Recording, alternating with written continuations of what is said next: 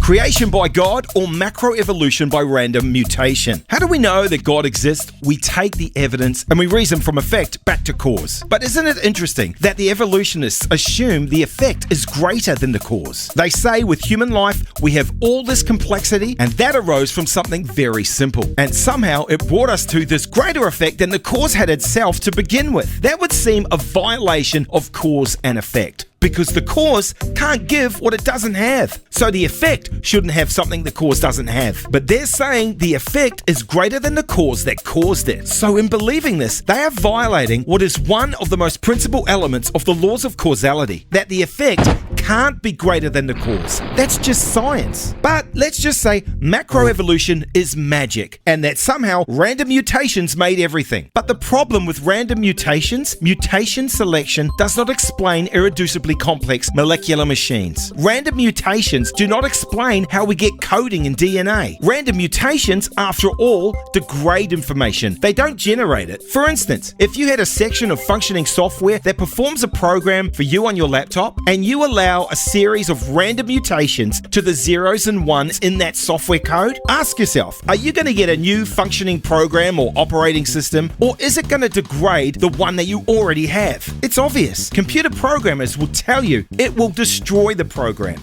So we are lacking naturalistic accounts of the origin of information. They're not plausible explanations for that. But on the other side of the coin, we also know a cause which produces a system that feature irreducible complexity. And we also have a cause which is sufficient to produce digital code. And in both cases, we see that cause at work in our own world of high technology, namely intelligent agents, minds, able to produce code, able to produce systems that are functional and integrated in order to perform some overall purpose. And so what we're seeing in these molecular machines is a systemic feature that we know arises from one and only one type of cause, that is intelligent engineering. Just like we see digital code at the foundation of life in DNA, we're seeing a type of artifact or a type of evidence that we know from other experience arises from intelligent agents. It takes a programmer to make a program. We're basing our inference to intelligent design on established knowledge, not ignorance or gaps in our knowledge, but on our established knowledge of cause and effect processes. That we know intelligent agents can produce code, can produce functional, integrated, irreducibly complex systems. So